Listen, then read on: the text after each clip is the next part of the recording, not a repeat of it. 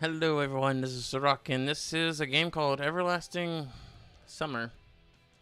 Don't know much about it. I know it's made by Soviet Games, so it looks interesting. It's like a kind of a anime slash dating sim. But yeah, figured I'd try it out. Do something a little bit different from the normal Minecraft and whatnot. So let's see. I was having that dream once again. That dream. Same thing every night. But it's all forgotten in the morning, as usual. Maybe it's for the best. Only a glimpse of memory will remain, of gates, half opened, as if inviting me somewhere, with two frozen stone pioneers standing close by. And also, that strange girl, who keeps asking me,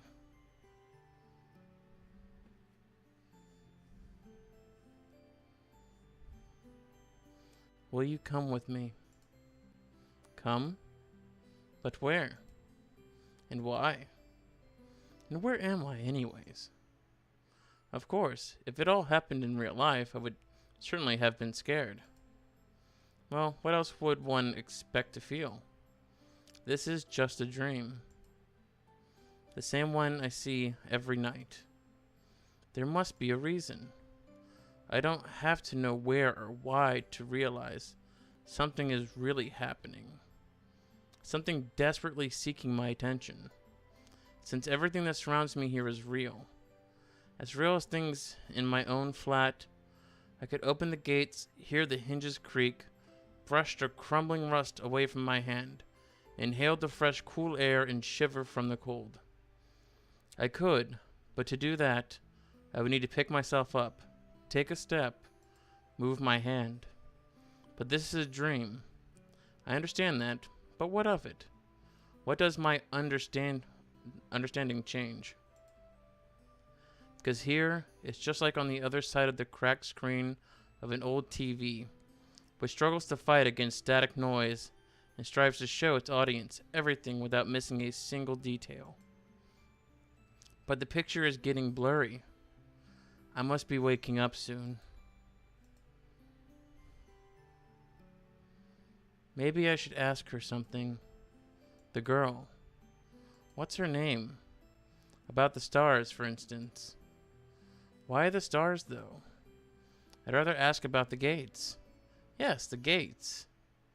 She would be so surprised. Or better, why the dot over the I was called a title. Tittle? The dot over the J was called a superscript dot. Nice letters. As if they don't exist anymore. Still, what do letters, gates, and stars have to do with this place? Because even if I'm having this dream every night, which will be forgotten soon anyway, I've got to look for answers here and now.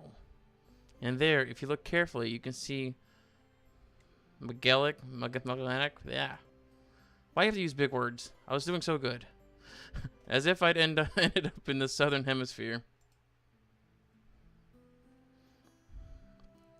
In a dream, there are the small things that catch your attention, and a natural color of grass, impossible curves of straight lines, or your own distorted reflection, while the real danger, which could put an end to everything right here and now, seems trivial. It's natural, since here you cannot die. I know it for sure. I've done it hundreds of times. But if you cannot die, is there a point in living? I should ask the girl. She's a local. She should know. Yes, exactly. I should ask her about the owl, for example. One strange bird it is. Though, it doesn't matter. Will you come with me? And every time I have to answer. It's the only way, otherwise the dream will never end, and I will never wake up.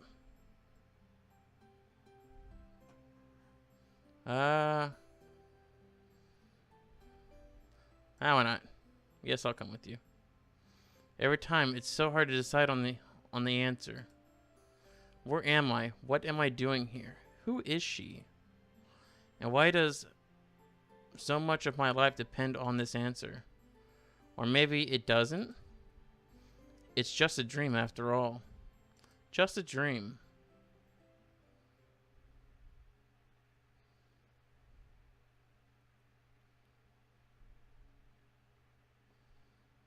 Oh my god, it's my keyboard.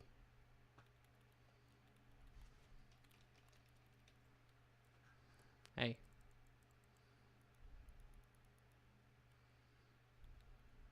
Larry. Here you go. What is this guy looking at? No.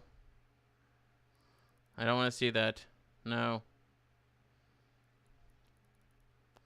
The computer screen stared at me as if it was alive. Sometimes it really did seem to me that it was just conscious of itself, had its own thoughts and wishes, ambitions, that it had feelings, could love and suffer. As if in our relationship, the screen wasn't an instrument. It was me who was a lifeless piece of plastic and textilite. Yeah. There is some truth in that. Probably because the computer provides 90% of my communication with the outside world. Anonymous image boards, some chats from time to time, rarely ICQ or Jabber, and forums even more rarely.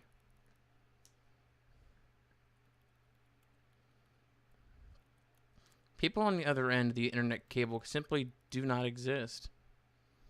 All of them are simply creations of its sick imagination, an error in the source code or a kernel bug, which started living a life of its own.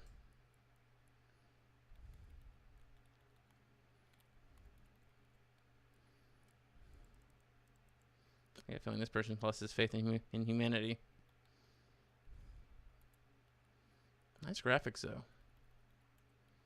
If one looked at my existence from the outside, such thoughts would seem crazy. No kidding. And a psychologist would surely give me a bunch of sophisticated diagnosis, and maybe write me a doctor's referral to the loony bin.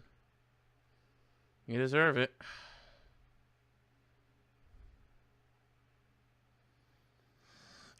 I got a feeling that's not going to happen, huh?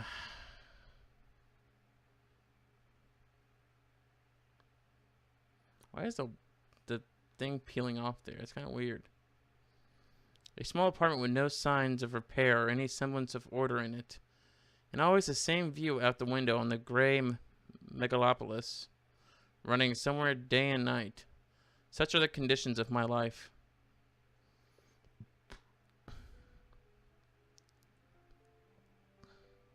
Well, of course, it didn't all start like this. I was born, went to school, and finished it, like all the others. I was accepted at a university where I spent a year and a half trailing behind and struggling. I drifted through several jobs. Sometimes it was working out quite well. Sometimes I was even getting decent money for it. But it all felt like it was not mine, as if taken from another man's biography. I wasn't living life to its fullest. It was looping over and over in monotonous circles. Like in the movie Groundhog Day. Great movie, actually. It's just that I had no choice in how to spend my day, and every day repeated itself, the same vicious spiral. I feel you, bro. A spiral of emptiness, misery, and despair. Someone needs a hug. For the last few years, I just sat in front of the screen all day. Sometimes there were menial jobs. Sometimes my parents helped me. All in all, I was able to provide for myself. No wonder, really, since my needs are quite minor. I hardly ever leave my room, and my communication with other people almost exclusively consists of online correspondence with the anonymous, who have no real name, no gender, no age. So, in brief, a quite typical life of a quite typical antisocial person of his time. Kind of Donnie Darko on a minor scale, without doomsday-related visions. Now, I can actually argue against that, the way you're talking earlier. Maybe with some highly respected author will write a novel about me. It will become a contemporary classic of modern literature. Or I will write one myself. However, what's the point of fooling myself? I tried many times, but couldn't even come up with a simple short story. I try to learn many other things as well. Not gifted enough to draw, Programming, got bored. Foreign languages, takes too much time. God, this guy is sounding more and more like me, and it's getting scary. The only thing I loved doing was reading, but still, I never would have called myself a scholar. Perhaps I was an ace at watching anime and oh my god, Grandmaster Flame, internet jokes. God, this guy is me. Oh, jeez. I found a game that oh gosh, this game knows me more than anything else. Oh, shoot. I don't want to continue. This is going to get depressing. It's drawing too many parallels. Oh, man. Okay, let's keep going. If I were to get paid for it, I'd probably be the happiest person. And the richer person, too. But I doubt it would fill the hole inside me. Oh. That's a nice view. Today was another typical day of a typical failures, typical life. Damn, dude. Seriously? And today is a day when I have to go to my university reunion. Do they have university reunions? I know they have high school reunions, but do they have university ones? I'm always kept out of the loop on that. Frankly speaking, I really didn't want to. What is the point? The time I spent with them was so short. However, I was persuaded by a friend, a former university mate, and one of the few with whom I kept in touch other than through the internet. Oh god, this guy has friends. He's got a leg up on me already. It has really good graphics though. Excellent artwork.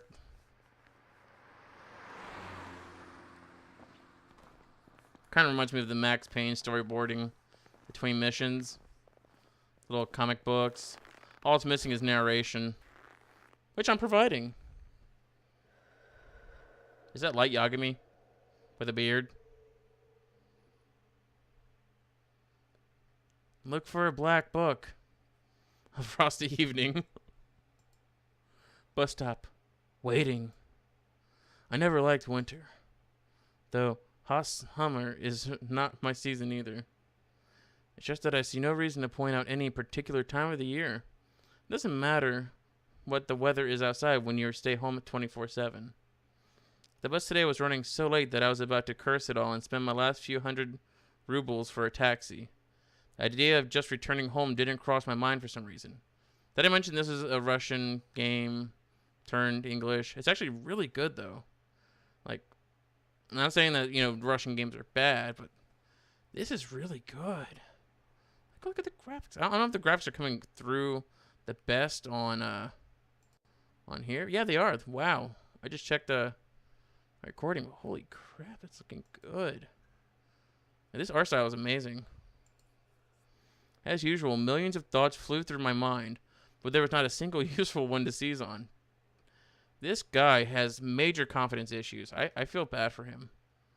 Like, I'm not that bad. Such a thought that you could bring into existence, give a shape, turn into an idea, and put into practice. Maybe I could start my own business. But where would I get the money from? Dude, this game. Oh, this game. I'm not liking this game. I really don't. Or maybe I could go back to working in an office. No way. Maybe I should try freelancing. But what skills do I have and who would want me after all?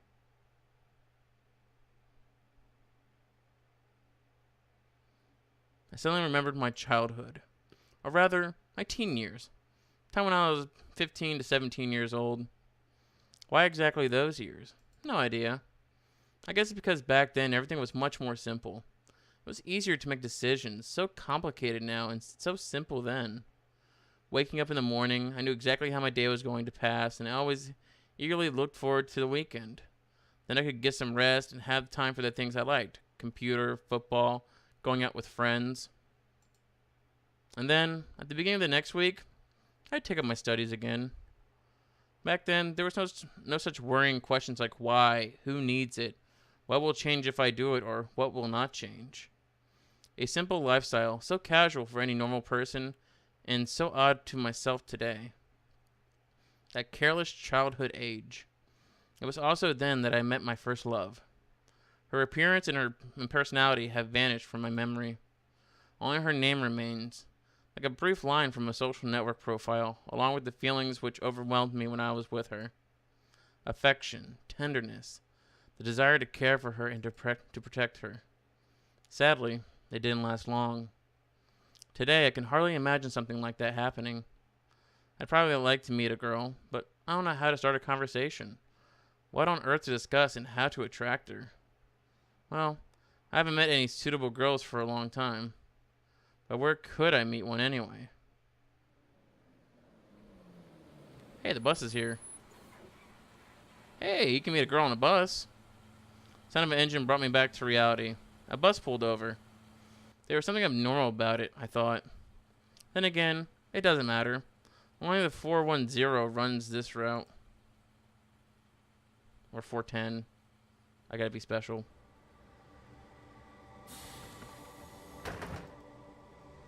Yagami light. Step into the death bus. Street lights pass me by. It's as if their cold light sparks inside of me, trying to ignite feelings long dead. Or maybe not ignite, just awaken them. Because those feelings have been living in me for a long time, slumbering and waking up again. That sounded really... The driver's radio was playing some very familiar tune, but I wasn't listening to it. I was watching the cars passing by through the fogged up windows. Because people are always rushing somewhere, chasing something they need, stuck in their own little worlds. Why would they care about mine? They probably have their own serious problems, or maybe they have much easier lives. You can't know for sure, since all people are different. Or are they? Sometimes someone's actions can easily be predicted, but if you try to look inside his soul, you will only see the impenetrable darkness. The bus was approaching downtown. My thoughts were interrupted by the bright city lights.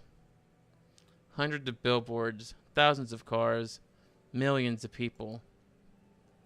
I watched this light show, and somehow I got terribly sleepy. It's like one of the game sounds like a door opening up. It's creepy. His eyes closed for just a moment, and then... Senpai, notice me. Sorry. Ooh, animation.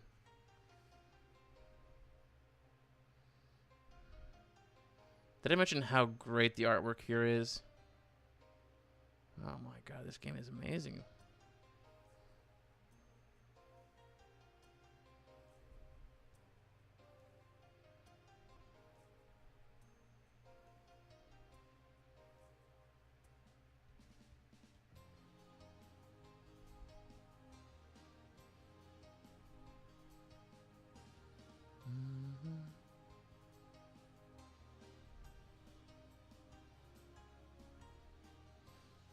Okay, don't know what that her name was supposed to be.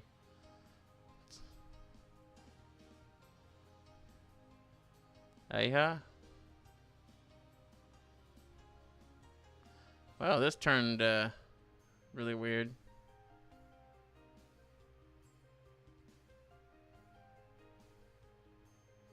Sundir.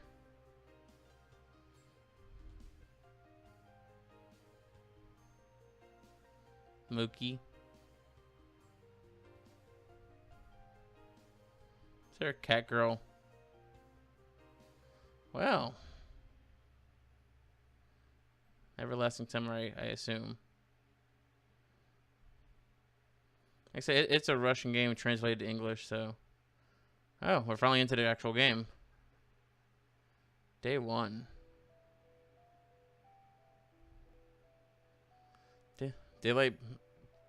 Bright daylight struck my eyes. At first I didn't pay attention, as I wasn't fully awake yet. On their own, my legs carried me towards the door. Semyon. Damn, looks like I fell asleep and missed my stop.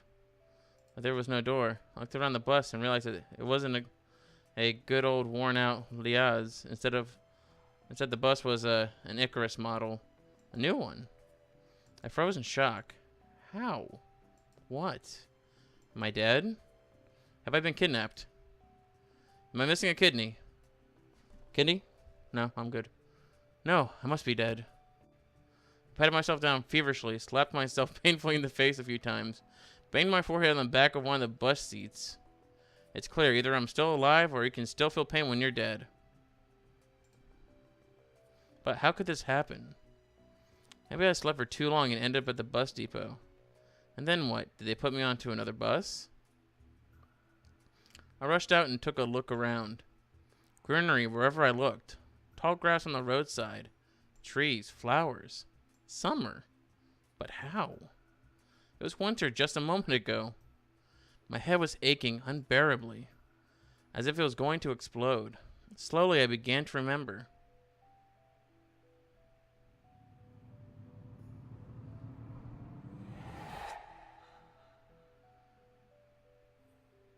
Wish I could have named my character, would have been a little better, but I'm not going to complain. A long road running off into the distance. Forests, plains, fields, lakes, and forests again. Oh my. I think I was sleeping, but then, how can I remember all of it? And then, a gap. Some girl leaning over me. She softly whispered something into my ear. Then a gap again. And then I woke up here. Who was that strange girl? Was she just a dream? For some reason, thinking about her made me feel better and calmed me down a little. I felt warmth all over coming from the inside. Could it be her who brought me here? Then I need to find her. The best place to look for her is away from here. I rushed to the left, then to the right, then stopped, hesitating over where to go. Finally, I ran in the direction from which the bus had probably came. Physical exercise does refresh one's mind, though thoughts become clearer, and it does get a little easier to evaluate the surrounding reality. Not in my case, however. I was sitting on the roadside, wheezing, and trying to ease my sore throat by gulping breaths of hot air. Are you calling me fat, game? I looked pretty skinny and I was pretty handsome. I still am handsome. In any case, the run did its job. The fear withdrew for a while. Maybe I really am just dreaming. Though, recalling my self-harm on the bus, I immediately rejected the idea. Simeon, I am neither dreaming nor dead. A narrow road ran through the field far into the distance. The exact same road from my dream. I must be very far away from home. It's not just that it was a winter yesterday and it's summer now. It's the whole environment. Of course, summer is usually like this, green and hot, but here everything is not entirely lifelike. Everything looks like it was taken from the paintings of Russian landscape artists of the 19th century, which look amazing. The grass is just too lush. The bushes are not like the bushes should be. They are so thick that you can't see anything through them, like treetops, honestly. And the trees themselves. The forest is quite far away, but the trees looked as if they had closed their ranks and were now just waiting for the order to advance onto the fields and plains. I caught my breath and looked at the bus, which was now barely visible. That was a good run. Fear overtook me once again. Those power lines. There must be people here. But what does it mean? In fact, that means nothing at all. Couldn't they have power lines even in hell? Oh, jeez. Roasting cinders over hot coals. That's so last century. Oh my god. I must have reached a point of no return, after which you should either lose your mind completely or finally try to understand what is going on. And while I still have a choice, I should pick the second option. I slowly headed back to the bus. Of course, it was scary, but I'm not likely to find an answer in the fields or the woods, and this wretched bucket of bolts is the only kind of link that I have with the real world. I should carefully scout the area and find the image from my dream, apparently. I meet Olette. A brick wall and its gates crowned with the Savyonk sign. Sorry, any Russian people that are watching this, but I don't Russian. Oh, Savyonok means outlet. So, a brick wall and its gates crowned with the outlet sign, statues. Wait, so there's no owl at the top. Wasn't there an owl up top here before? Anyways, in number 410. That was the bus he got on. Statues of pioneers standing on either side. The road sign nearby showing the bus route number 410. Of course, I pointed out before reading it. Simeon, the trip's taking a bit too long today, I smirked. A person may start acting improperly in extreme situations. Something like that is probably happening to me now. This place didn't look abandoned at all. No rust on the gates.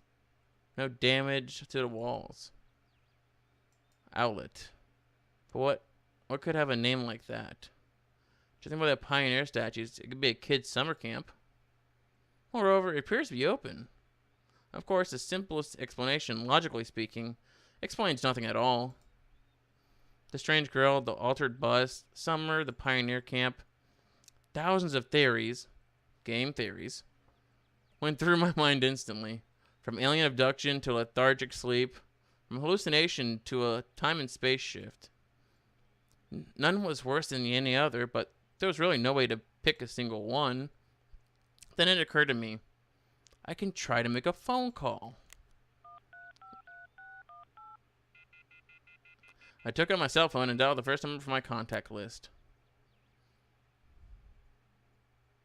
I set a signal strength bars. The screen was showing a thick cross.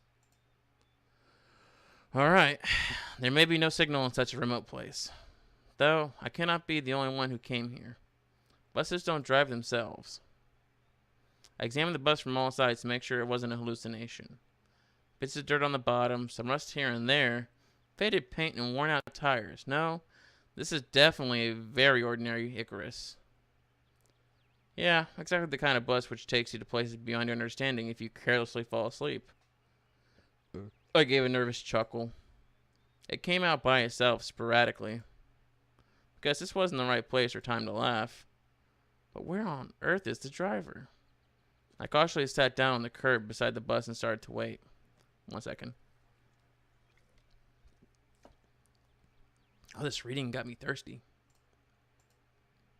And I waited. And I waited. My patience didn't last long. My anxiety seemed to have reached its peak and I started to go slightly mad. In such a situation, anyone would have probably felt something similar. Aliens and parallel universes were gone from my imagination, leaving only void and darkness. Is this how everything will end? How my life will end? I wanted to do so much. There were so many things that I had no time for yet. I was overwhelmed by the idea. This was definitely the end. But why? It's not fair. Surely I'm no worse than anyone else. God, why?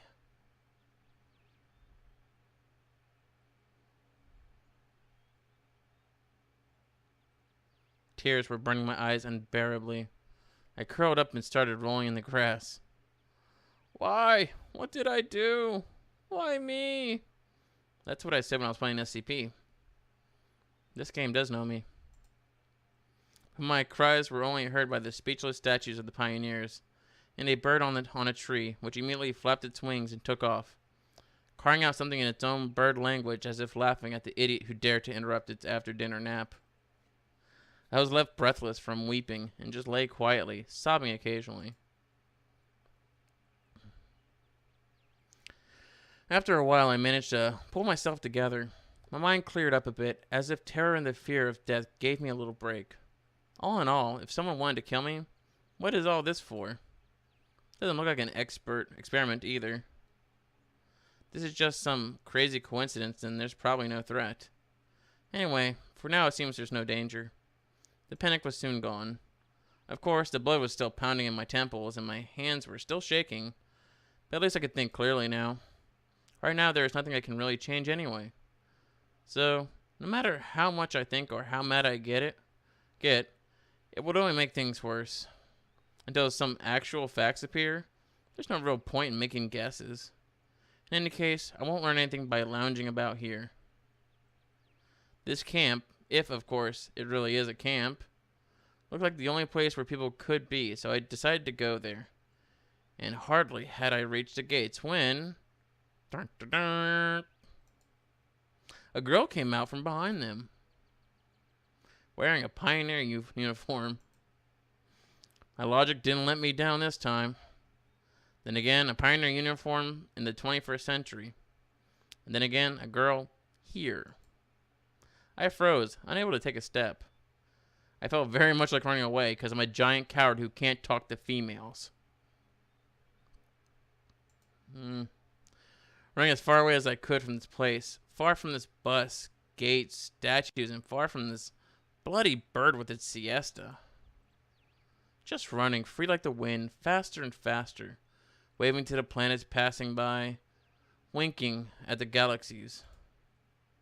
Running, becoming a pulsar ray, and turning into a vestigial radiation, running to face the unknown. Run, no matter where, as long as it is far away from this place. Meanwhile, the girl came closer and smiled, with that creepy little smile. I'm just kidding. I could not help but notice her beauty, even though I was trembling with fear. Human instincts work independent of consciousness. While only 5% of the brain is responsible for cognitive processes, the remaining 95% are always busy sustaining life, and in particular, ensuring stable function of the hormonal system. And this is where the date show starts. Desperately wanted to get less complicated. Stopped thinking in formal quotes from an encyclopedia.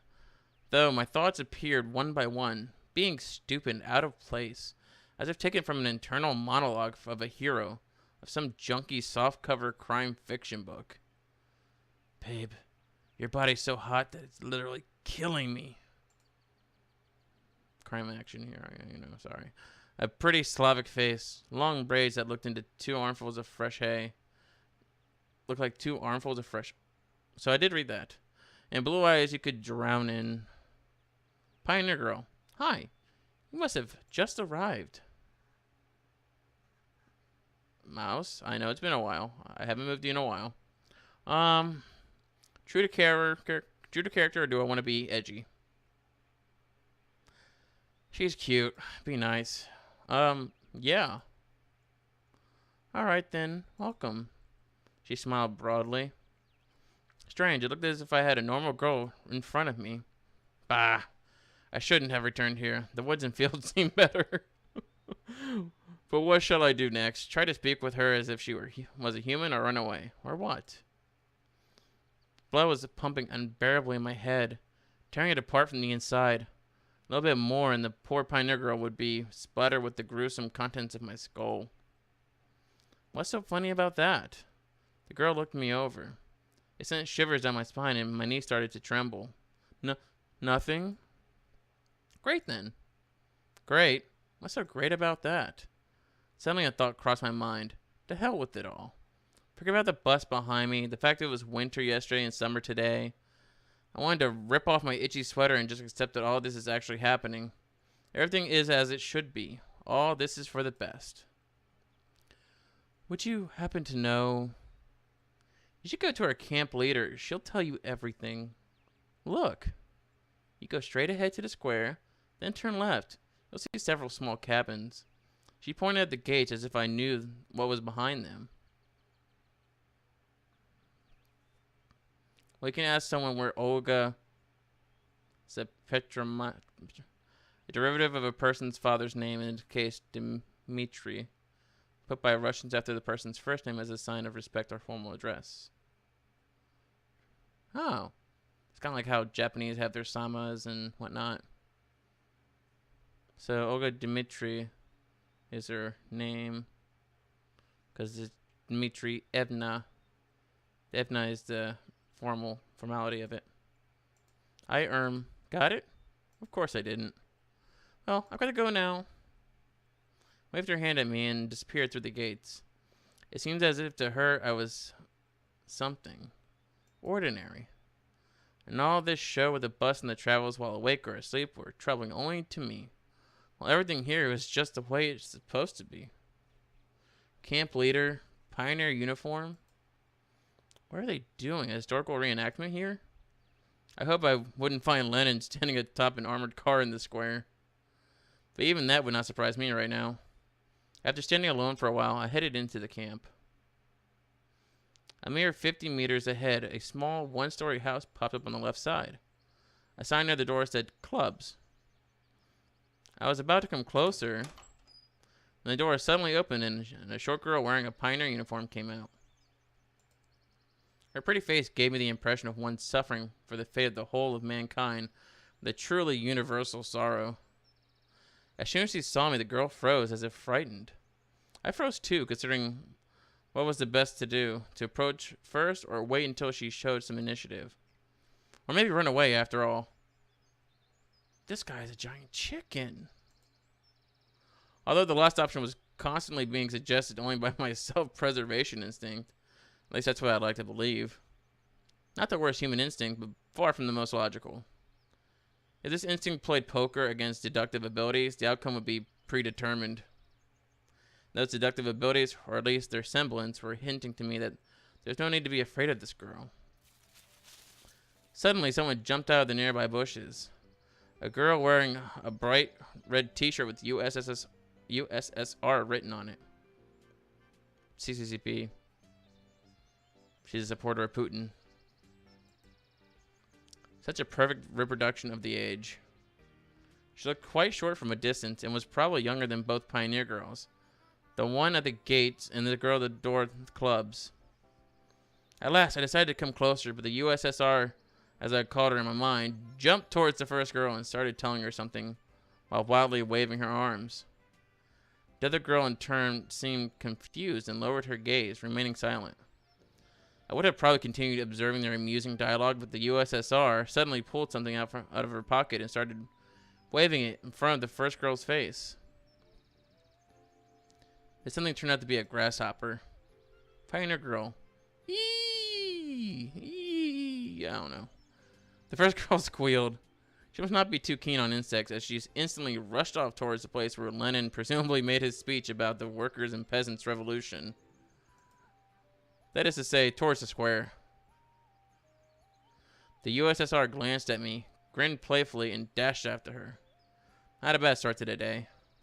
I have absolutely no clue where I am. Besides that, there are some kids here role-playing as pioneers. And, as far as I can tell, this place is located thousands of kilometers away from my home. It might even be a different reality. And this was indeed a reality. I mean, everything around me seemed so real, if a little embellished, that I was starting to think that, in fact, my previous life could have been just a dream. And what am I supposed to do now? Go to the club's room? I was picking at the cracked paving stones with my shoe and staring aimlessly at the club's building. Just a few more seconds before I have to come up with some decision. That's when I recall myself rolling on the grass, weeping. I cringed in disgust. Perhaps it's another instinct when all energy for whimpering and self-pitying is used up. The body either goes into hibernation or mobilizes its reserves. Mine seemed to have chosen the second option, because out of the blue I found the determination to figure out what was going on. In order to do that, I had to act like a man, like a human, to maintain the dignity of a representative of my own world.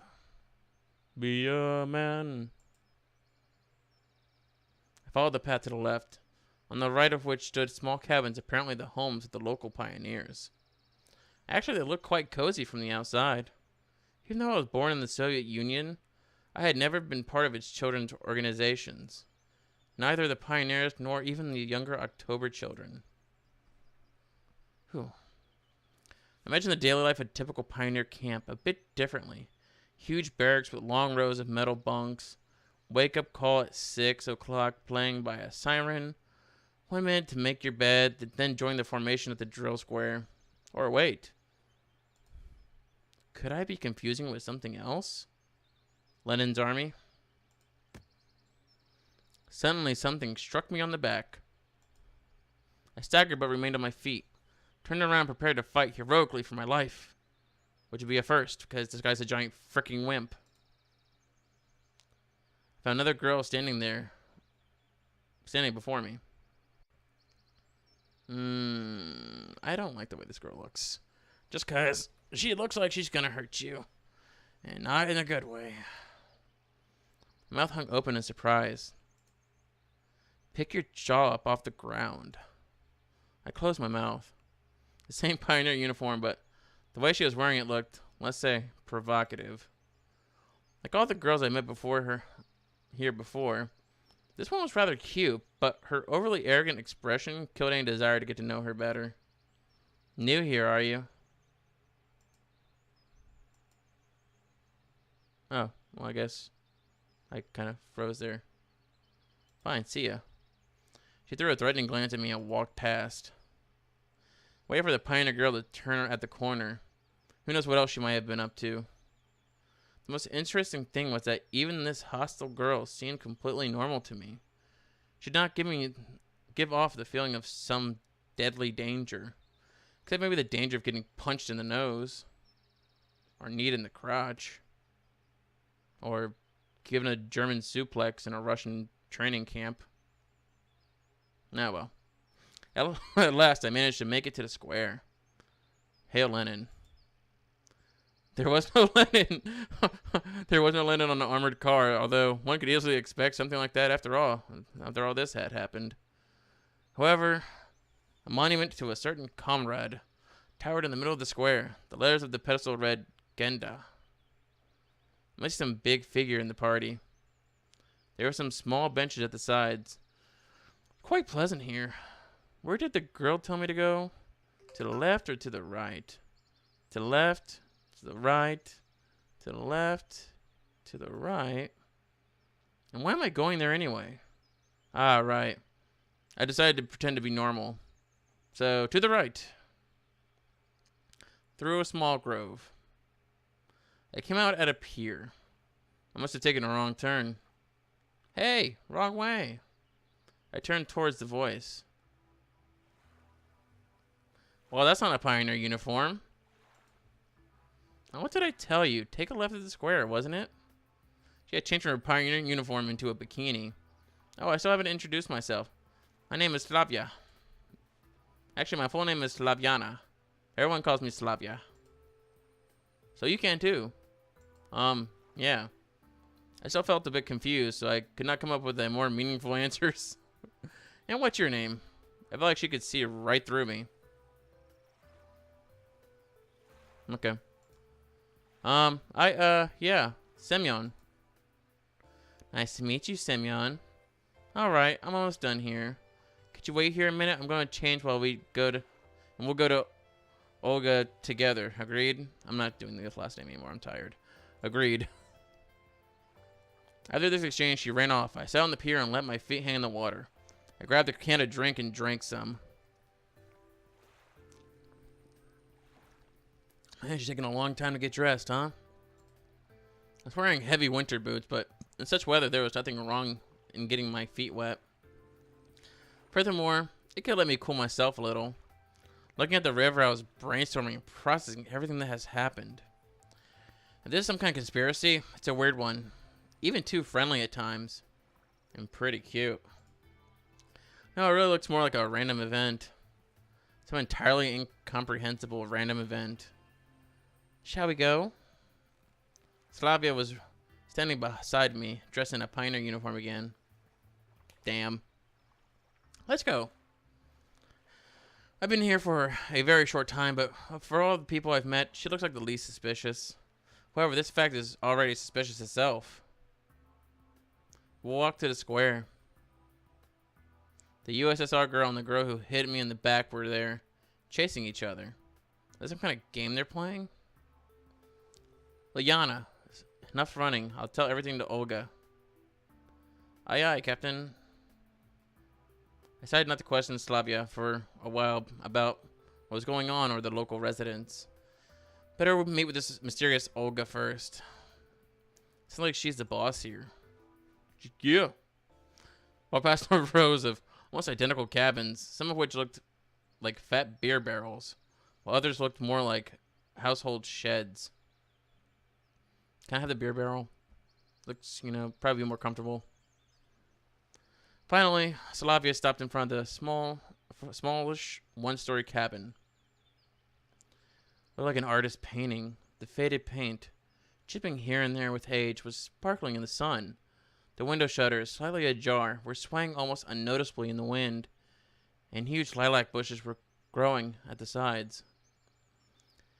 It seems as if this ramshackle hut was drowning in a storm of purple silk and lilacs, like some elemental force were inexorably destroying the troop's leader's house. What are you standing around for? Let's go. Slavia snapped me out of my daydreaming. And stop teasing Lena already.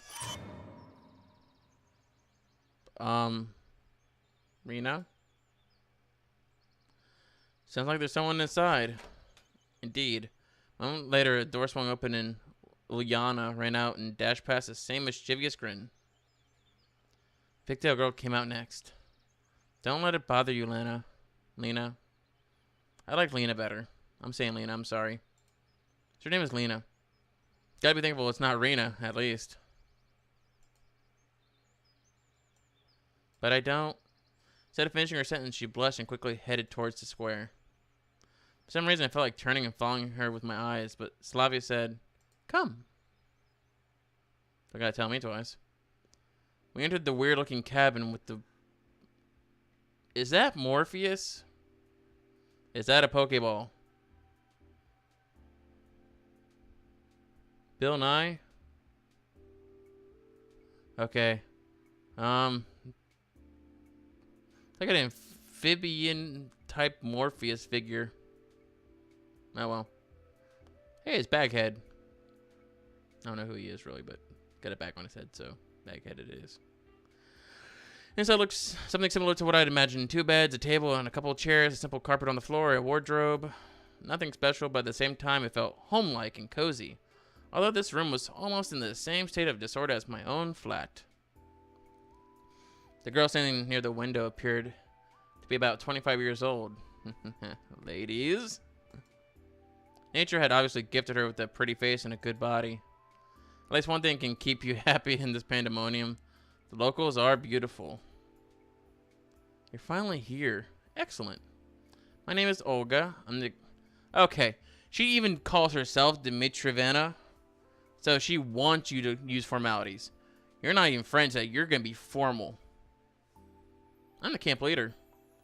Nice to meet you. I'm Semyon Ivana. I'm Semyon Ivana. I think I'm taking it this Russian to French, and it's not working out too well. I'm sorry. I started to talk as if I wasn't surprised by anything that was going on.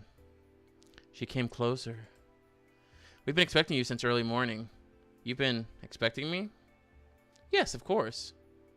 And when does this next bus come? Because I... And why do you need it? Yeah, right. Why would I need it?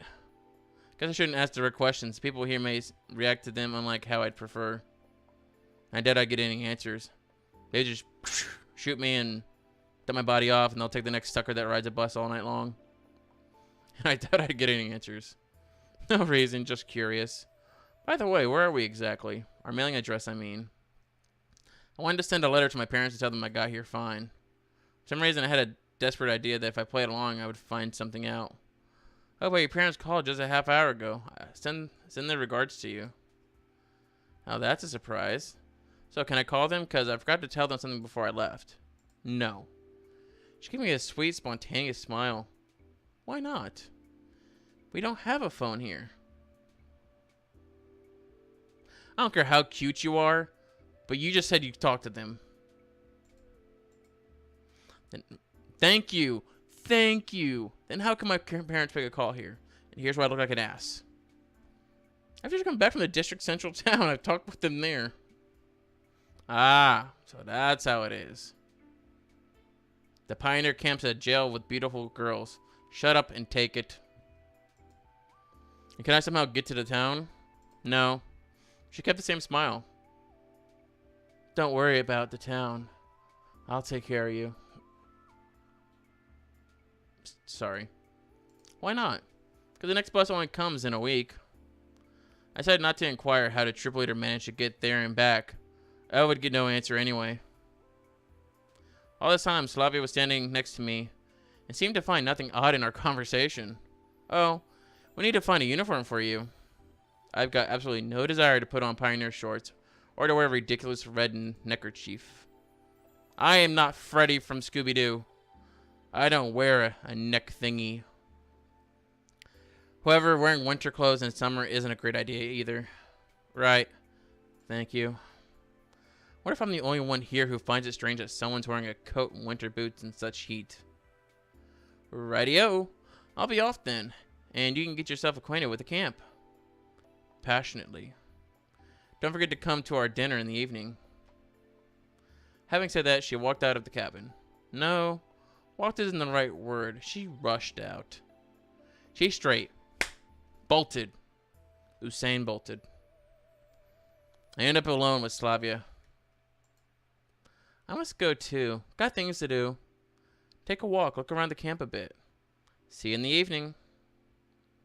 There is no threat or catch to this then. This reality, as embodied by Slavia, becomes more and more appealing. As embodied. Embodied by Slavia. Appealing. You see what they did there? Pokeball. Give me a Pokemon. These people are nuts. You know what I should do? I should get a Snorlax. I want a Snorlax really badly. By the way, I love Snorlax. Favorite Pokemon. FYI. For the first time today, I realized that it was awfully hot here. Although, obviously, my winter clothes were to blame for that. And the fact that I was surrounded by gorgeous women and kids. Took off my coat and dropped it into the bed. My pullover followed it. I was now wearing only the shirt. That's much better. All I could do now was follow their advice and go look around the camp. I'll try to find something out in the meantime. Passing the local residential district with my frickin' laser, I saw a pioneer guy coming my way. There's a guy now? It was really a pioneer guy, not a pioneer girl. Apparently, there were men even in this kingdom of Amazons. Hello, you're new here. You must be Simeon, right? And how do you... Everyone knows already. I'm electronic, by the way. The real one.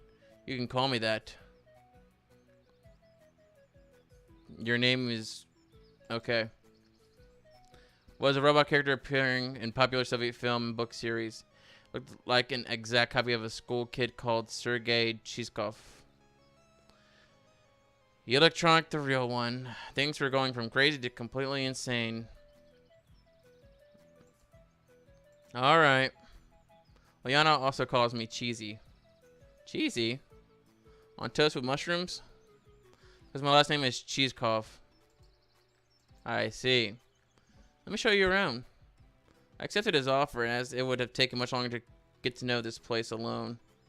Fine, let's go. We end up at Lenin Square again. As if this place was all there is to this camp. Lena was sitting on one of the benches reading some book. Electronic confidently approached her. That name, Electronic. I like it. I don't know why. It just sounds cool. Blonde-haired, blue-eyed guy with his name was Electronic. Come on now. Hello, Lena. Meet the new guy, Semyon. He started briskly. Hello. Well, you can say we've already met in a way. Yeah. She looked away from the book for a moment, glanced at me, blushed, and then went back to reading, as if not noticing that we were still here. Alright, let's go on. I was at first surprised that meeting this girl was reduced to a couple of words, and I thought it was better that way. Electronic's vigorous activity did not fit well with Lena's shyness. Let's go. Next we came to a building which I instantly identified as a canteen. How? Is it the bench?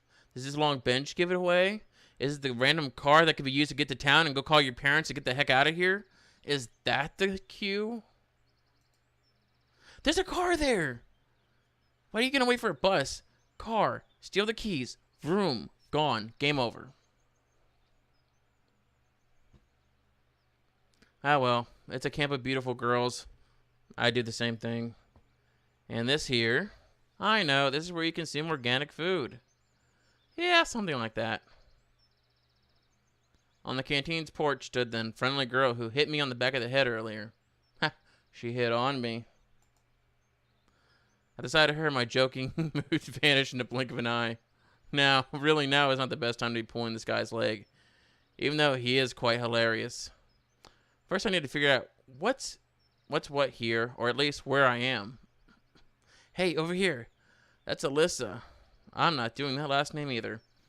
Be careful around her. He spoke in a whisper. Don't ever risk her calling her Dvachek. She doesn't like that. Va means two in Russian. The whole nickname sounds exactly like Tuch and Tuch. From the late Tuchuru anonymous image board. Oh. Okay. What did you say? What did you call me? And she pulls a knife from her skirt.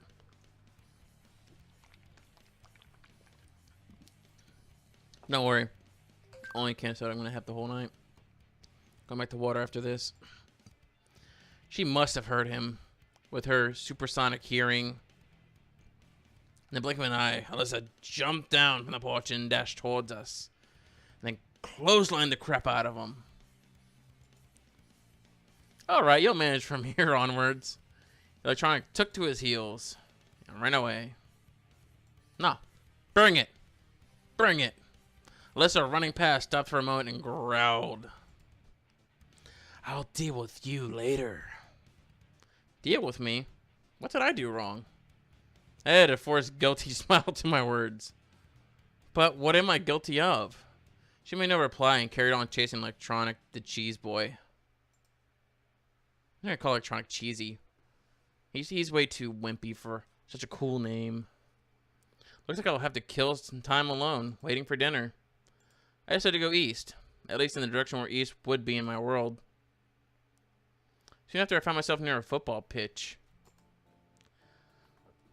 A game was in full swing there. I guess watching it for a bit wouldn't do any harm. In my childhood and teen years, I was not a bad player myself, and even thought of going professional.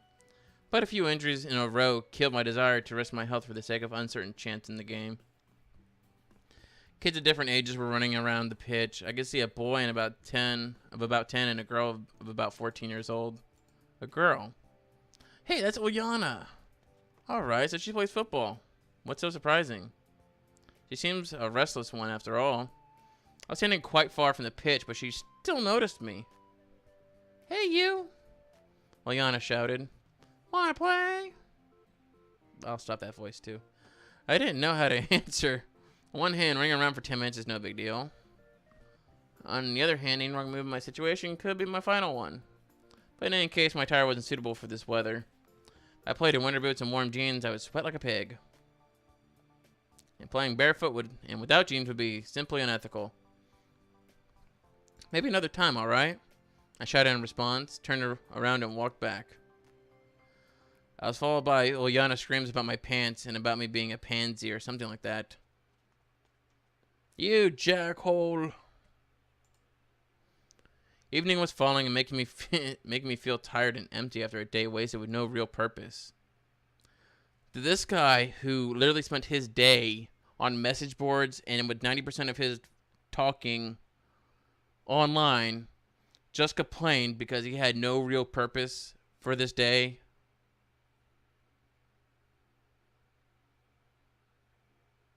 Game, how dare you? What are these icons anyways? I've never seen the icons, so. I came back to the square, sat down on a bench, and gave an exhausted sigh. I better sit here and wait for dinner. After all, it's easier to search for answers when you're not hungry. They do give food to people here, right?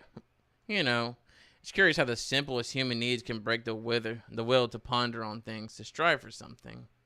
For example, I feel hungry now, so I care much less about where I am or what is happening to me.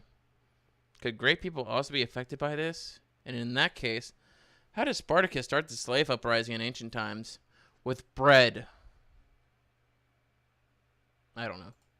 I can only conclude that I am not a great person, and it does not really matter which mechanism I serve as a gear in society, the Matrix, or the weird pioneer camp.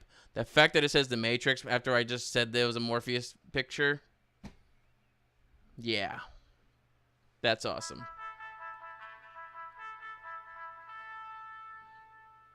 My thoughts were interrupted by the sound of bells chiming from a loudspeaker on the light pole.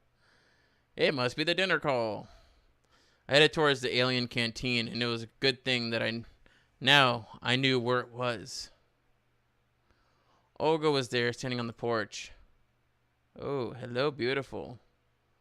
I stopped and looked closely at her, as if I were expecting something. She looked back at me for a while, but at last came closer and closer. Simeon, what are you waiting for? Come in already. Guess nothing bad can happen if I go with her. My stomach backed me up here. Let's see, spot that character.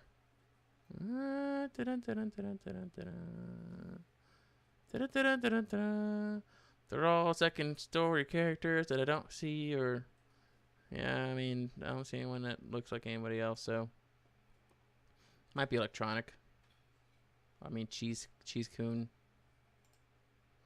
Look like a canteen. I had a chance to visit a factory canteen at some point in my life. This one was exactly the same, just maybe a bit cleaner and more modern. Metal chairs and tables, glazed tiles on the wall and the floor, unsophisticated tableware with the occasional crack. Guess this is what a canteen in a pioneer camp's supposed to look like. Simeon, wait a moment. We'll find you a place to sit. She looked around the place. Okay, I'm gonna guess it's Alice. Alyssa. That's her name. Whoops. Shout out Alyssa, who was passing by. Shout out Alyssa. Oh, okay. Whoops. I apparently did a mouse wheel. Oh, so the mouse wheel plays with it. Okay, cool. What? What's up with your clothes? Anything wrong with them? Indeed, her attire looked somewhat provocative for the second time. Get your uniform nice and neat right now. Alright. Alyssa got her shirt right and walked past, shooting an unpleasant glare at me.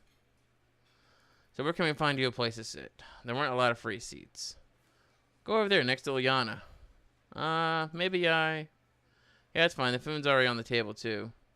I know no other choice but to accept. Coletta cutlet is minced meat, fried or baked. The shape of a ball or cylinder, close to the American patties. Nice. Compote is a drink made by boiling fresh or dried fruit in a large amount of water. Compote in French. Compote. Of course, it was probably that the cutlets were poisoned with the curare. The mashed potatoes were generally seasoned with the arsenic, and the glasses filled with an excellent antifreeze instead of compote. But it all looked so tasty that I had no chance to resist. Hey, what do you want? I replied rather rudely to Ilyana, who was sitting next to me. Why didn't you play football with us? Because of my clothes, said I, pointing at the source of the problem. Oh, alright then, eat. However, there wasn't much left to eat. My cutlet was missing from the plate. Only she could have done it. No, more precisely, none but Ilyana could have done it.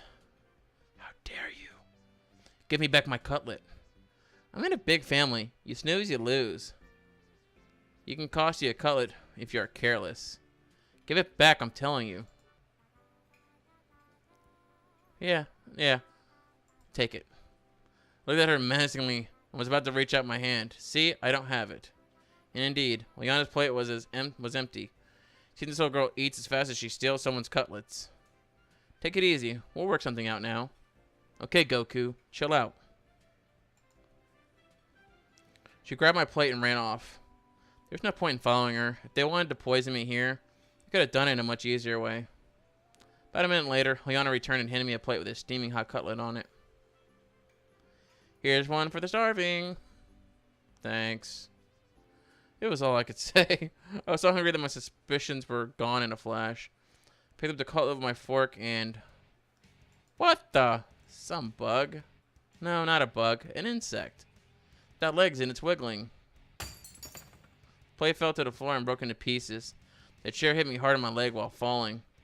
I've disliked insects since I was a child, but when these creepy crawlies appear on my plate, that's just way too much. Little. Ilyana seemed ready for such a twist and was already at the door, laughing as if she had heard a fresh stand-up comedy joke.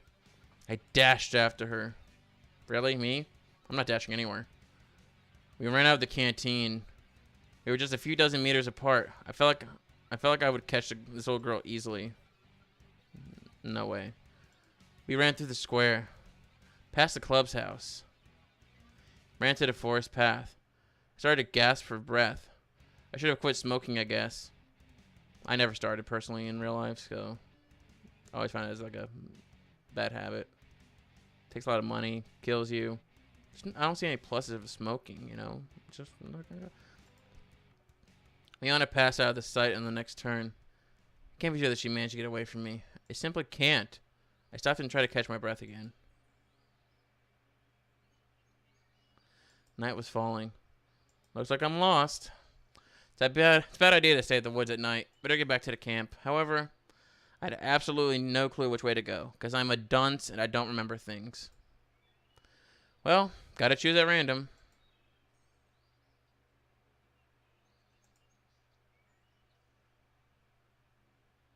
I wandered for quite some time in the forest. I even thought of crying for help, but finally I saw the camp's fence beyond the trees. Everything fell back into place. The bus is gone. I mumbled quietly. On the one hand, there was nothing strange about that. The bus couldn't just stay there forever. On the other hand, it meant there was someone driving, because buses do not drive themselves. Or do they? This world seemed too normal, but every event here had at least two explanations for it. An ordinary, real, everyday explanation, and a surreal one. Certainly the driver could have just been off for a snack and I left too soon. And that's why, in any case, this is not the place for me. Whether that bus drives itself or not was probably an important question. But it was much more important to know how I had got here at all. And where this here was. The fields and the woods, stretching towards the horizon, had no answers. There's nothing familiar about them. The gate was in my dream, though, but we're just going to keep forgetting that, little aspect. A strange, odd, and alien world. However, at the same time, it was absolutely not frightening.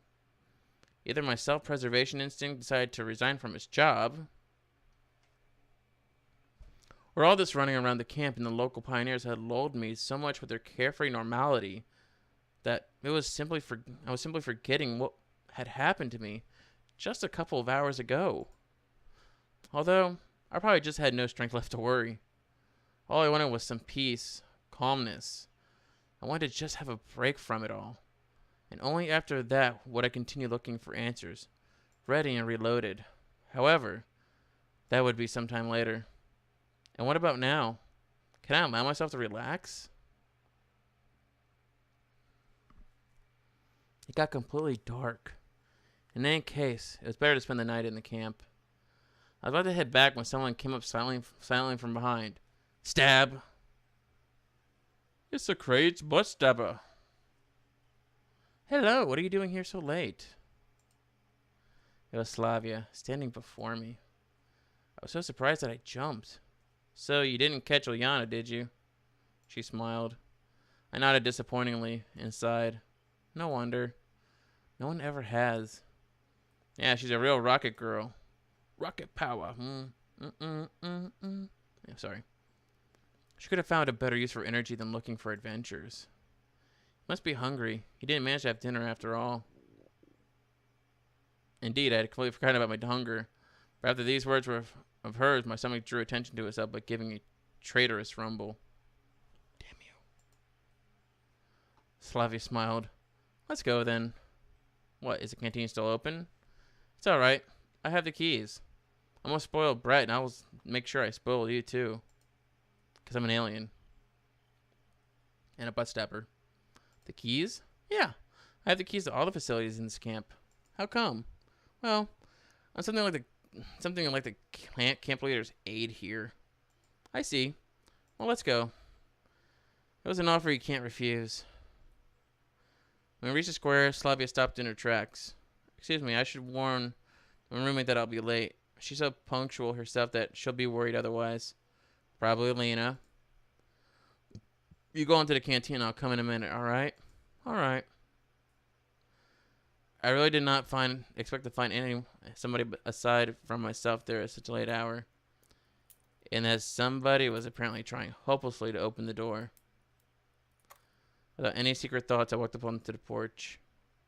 The lockpicker turned out to be Alyssa. Surprise.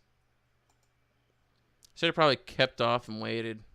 She looked at me intently for a while and then said, "Don't just stand there. Give me a hand or something." Meaning, help me open the door.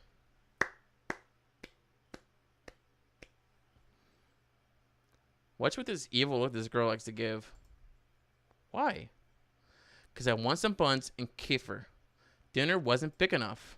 Is that really a good idea? Aren't you hungry yourself, huh? Well, Yana didn't let you have a normal dinner, did she? She smiled sarcastically. It's true. She didn't. It's fine. Slavia will come now and... What? I guess I shouldn't have said that. I'm off then. You'll pay for this. You owe me 2 already. Having said that, Alyssa disappeared into the night. And what was the first one? Slavia didn't keep me waiting for too long. Is everything alright? Yeah, why are you asking? No reason, it's nothing. It'd be better if I didn't tell her about Alyssa. Everything's fine. I said that and immediately heard a note of dishonesty in my voice. Well, shall we go? As for Slavia, she seemed not to have noticed anything. Or at least she was pretending she hadn't. We entered the canteen. Wait a bit. I'll go get something. I sat down on a chair and obediently waited for my savior. My dinner was simple. A few buns and a glass of kefir. It's light yagami. I think it doesn't look too much like light from this angle, but you know. Earlier on, oof. Total Death Note vibes. Anime! Anyways. No wonder. I bet Hungry Pioneers finished everything off. However, even that was far better than most of my usual diet. Slavia sat across the table and looked at me while I was eating. Is there something on my face? No, just... She smiled. So how'd you like your first day at the camp? Well, I don't really know. It's silly to ask someone who suddenly found himself in a different reality whether he liked the food in the canteen, the camp leader, or his assigned hut. It's alright. You'll soon get used to it. Slavia stared out the window dreamily. Frankly speaking, I have no desire to get used to such things.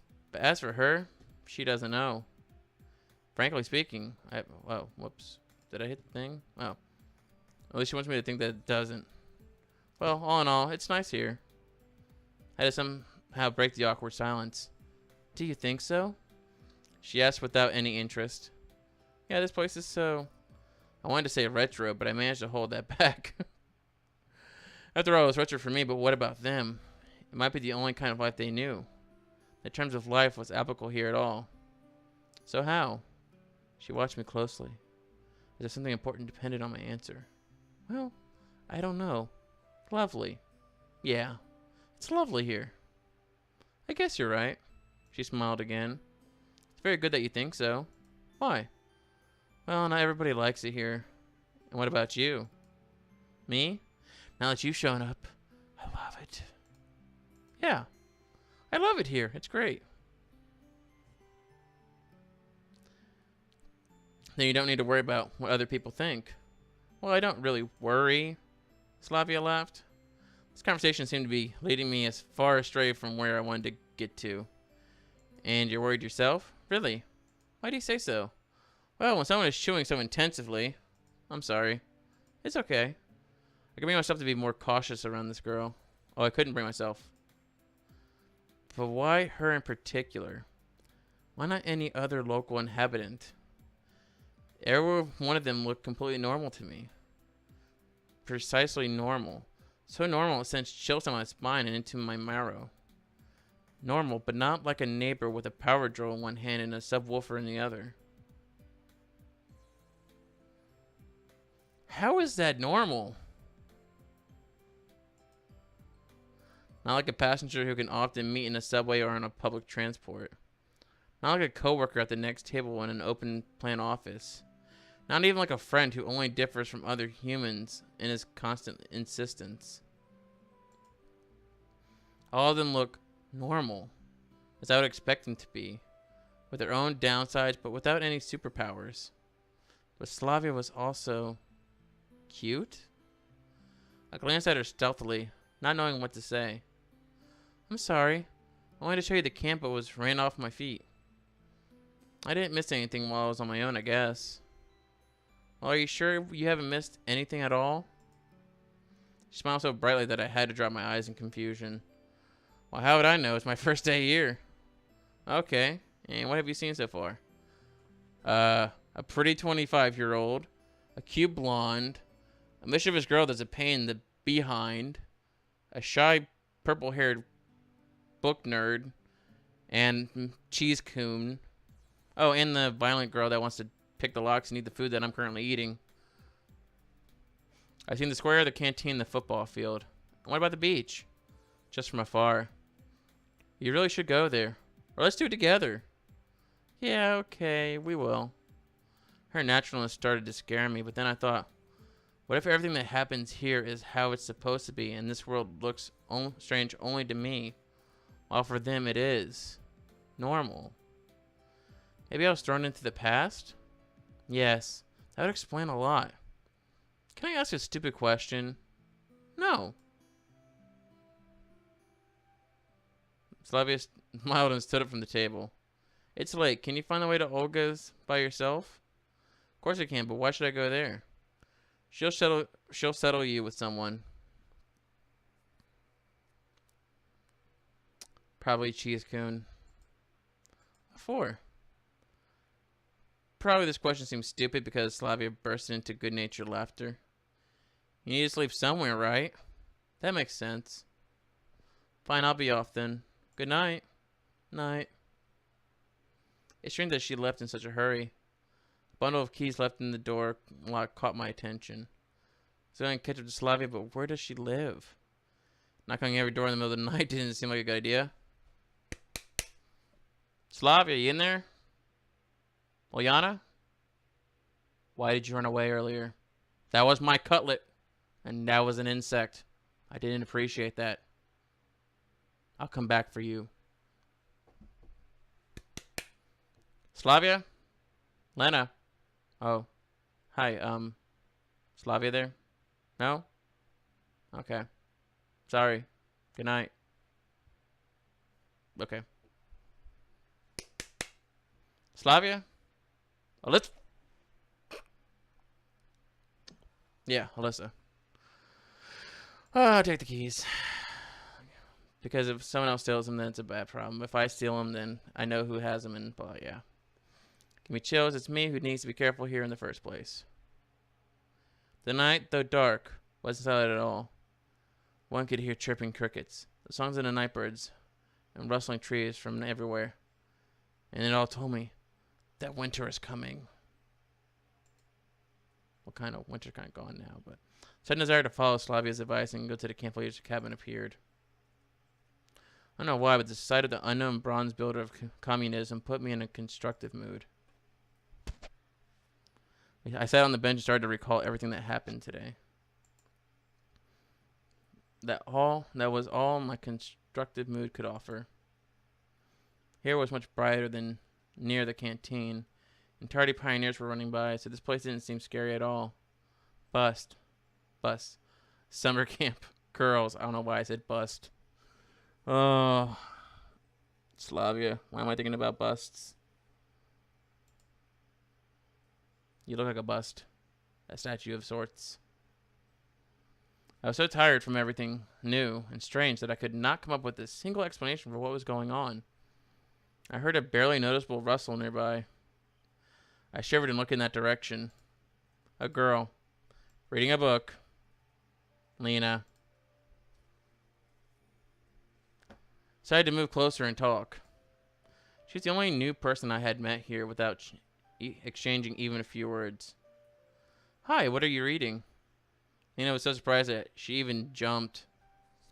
Sorry, I didn't mean to scare you. Never mind. She blushed and stared at the book again. So, what are you reading?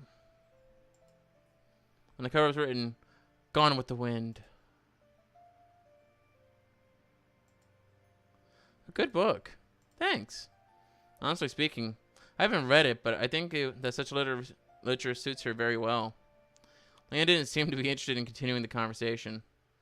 Well, if I'm bothering you. No. She answered while still looking at the book. Can I sit beside you for a while? Why? And really, why? Maybe just because I was very tired and having company is better than being alone. And maybe I wanted to try to find something out for her. I carefully examined Lena, but no, I doubt that.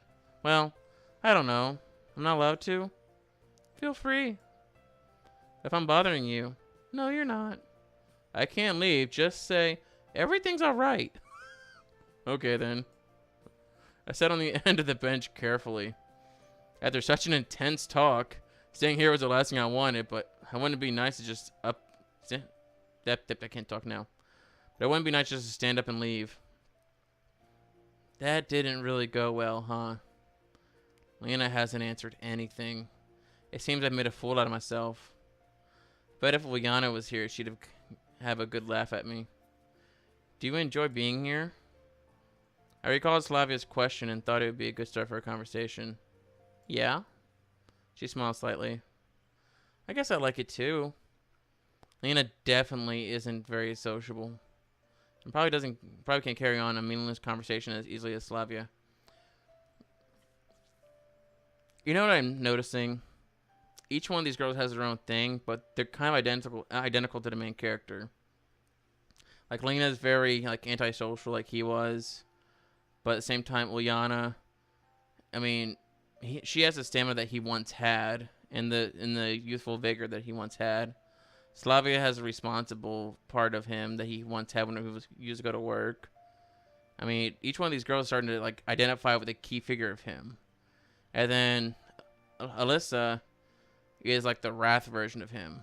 Like, if you took his values earlier on in the readings, it's kind of like the manifestation of that. It's really interesting, actually. There's something about her that attracted attention, like a momentary glimpse of a reflection in the glass on a rainy autumn evening, which makes you turn around and stare into darkness, searching for something that you saw out of the corner of your eye, like an SCP. Of course, you weren't able to distinguish or understand what it was, but it still felt so tempting. Lena was still reading the book without paying any attention to my presence. And I had no intention of asking her anything about this camp or the world in general. Beautiful night. Yes. How in the world would you start a conversation with her? It's late. I have to go. Yes, it's quite late. Good night. Night. There's something strange about this girl. At first glance, she's a typical shy and modest pioneer girl, but the mystery of Lena took its own place in a massive list of mysteries about this camp in which I had started to put together in my head. A lazy evening. Sounded like a good time with nothing to do. I headed toward Olga's cabin. The light in the house was on. It's Morpheus! It's like a Voldemort-Morpheus shift, as you really look at it. Hello, Simeon. You're quite late. Yeah, I was staring at a reading girl. I went for a walk in to look around the camp. All right, you will be sleeping here. I somehow knew that was coming. She pointed her finger at one of the beds. Right here? I was a bit surprised. Yeah, is something wrong? We were out of free cabins anyway. I can't believe her smile. But I'd rather think it was just out of politeness. You do want to be a decent pioneer, don't you? There was a clear emphasis on the word decent. Yep, sure. I was lost in thought for a moment. Don't you mind it, mademoiselle? She looked at me oddly, with surprise and some offense in her eyes.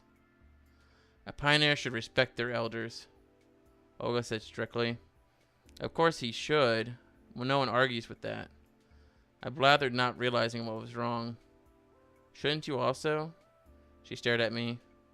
Under such a gaze, even mithril forged by the best dwarf masters from the deepest dungeons would melt.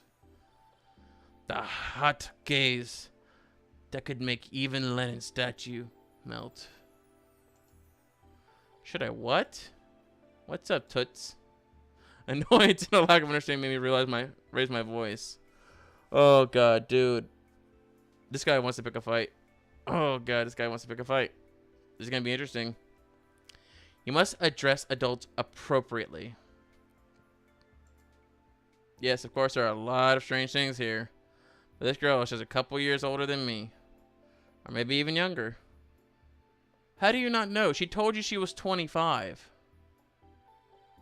Or did she tell you were 25 or did she guess? I forgot. I don't want to go that far back, but I decided not to argue. While just a few minutes ago I would never have called her an adult, I have to admit that she was also given a strong character. In any case, I wasn't in a position to argue. As you say, ma'am, I mumbled. That's much better. That is how a decent pioneer should conduct himself. Now it's time to sleep. Honestly speaking, I was going to become neither a decent nor an indecent pioneer. And just yesterday I wasn't going to become a pioneer at all. But do I have a choice now? If you don't want to, we'll have to make you. This is the motto Olga was probably going to use.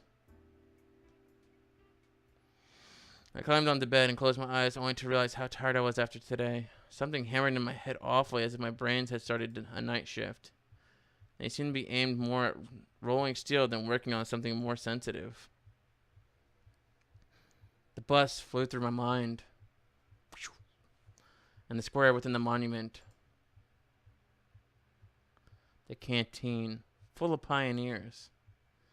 And the malicious face of Ulyana. Slavia. The sweet, blonde, beautiful Slavia. Nina. And even recalling Alyssa didn't give me too much of a negative feeling. What if I'm here for good?